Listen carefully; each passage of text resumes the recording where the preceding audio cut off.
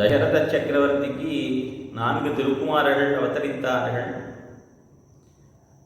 12 நாள் கழித்து 13ஆம் நாள் குலகுருவான வசிஷ்ட மாமுனிவர் எழுந்துருளி குழந்தைகளுக்கு திருப்பெயர்களை சூட்டுகின்றார். இத்தை கம்பர் பெருமான் தெரிவிக்கிற போது, கரமலயத்தலர் கைக்கணித்தே அரவணையில் துயில்வோ என வண்ணாள் விரமியளித்தருமை பொருளுக்கே இரமனென பெயரீந்தன நன்னே. கரமலயத்தலர் கைக்கணித்தே அரவணையில் துயில்வோ என வண்ணாள் விரமியளித்தருமை பொருளுக்கே இரமனென பெயரீந்தன நன்னே என்று தெரிவிக்கிறார். தசரத சக்கரவர்த்திக்கு குழந்தை பிறந்தது. பகாலம் கழித்து குழந்தை பிறந்தது. பிறந்த குழந்தைக்கு பேர் வைத்தார். இராமபிரான், இராமன் என்று பெயர் வைத்தார். அவ்வளவுதானே சொல்லணும்.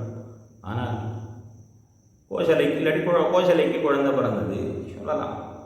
ஆனால் எப்படி தெரிவிக்கிறார் தெரியுமா? கஜேந்திர சம்ரக்ஷணம் பண்ணினானே அந்த எம்பெருமானுக்கு இராமன் திருநாமம் விட்டார். ரொம்ப அழகா தெரிகிற கராமலய தல கைக்கரி.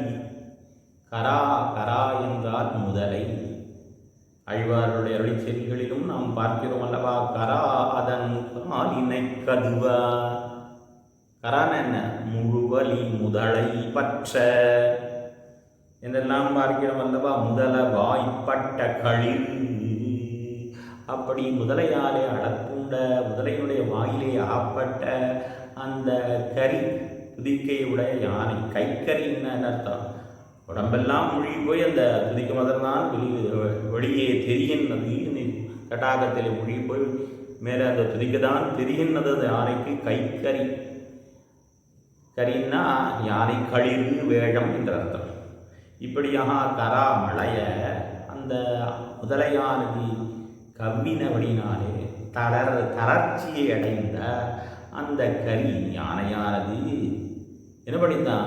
எய்த்தே அறிந்தே எம்பெருமானுடைய தன்மையை அறிந்து கொண்டு அராவணையில் துயில் ஓய் ஆதிகேகனாகிற படுக்கையின் மீது பள்ளி கொண்டருகிற ஆதி மூலமே என்னை கள் கொடுக்கா என்று அழைக்க, அப்பொழுது எம்பெருமான் விராவி வந்து அழித்தரும் காத்தருளின அந்த எம்பெருமானுக்கு ஆருக்கு அந்த அது ஆறு மெய்ப்பொரு விராவி அழித்தரும் மெய்ப்பொருளுக்கே. அப்பொழுது கஜேந்திரன் என்கிற யானையானது முதலையின் வாயிலே அகப்பட்ட கஜேந்திரன் என்கிற யானையானது அரவணையில் துயில் ஓய் என்று ஆதிகேழன் மீது சயனித்துக் கொண்டிருப்பவனே. அதாவது ஆதிகேழன் மீது சயனித்துக் கொண்டிருப்பது என்பது எம்பெருமானுக்கு பிரம்மத்திற்கு இலக்கணம்.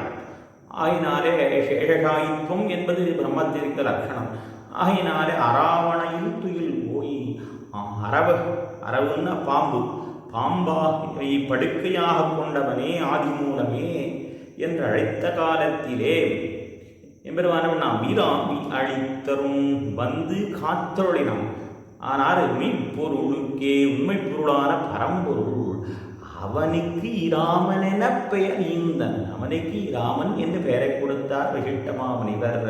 கண்டார் களிப்புறச் செய்வன், காண்பவருடைய கண்களையும் மனத்தையும் கவரும் அவனுக்கு இராமன் திருநாமம் சூட்டினார். ஆகா, அடியவர்களுக்கு ஒரு ஆபத்து என்ன மாத்திரத்திலே ஓடி வந்து காத்தவன். ஆனால் அந்த கஜேந்திரன் ரட்சணம் செய்த அந்த எம்பெருமான், அந்த கஜேந்திரனை காத்தருடைய அந்த எம்பெருமான், அவன் இப்பொழுதும் அடியார்களை காப்பதற்காக, தேவர்களை காப்பதற்காக வந்து பிறந்துள்ளான். அவனுக்கு இராமன் என்னே திருநாமம் இட்டார் வசிஷ்ட மாமுனிவர்.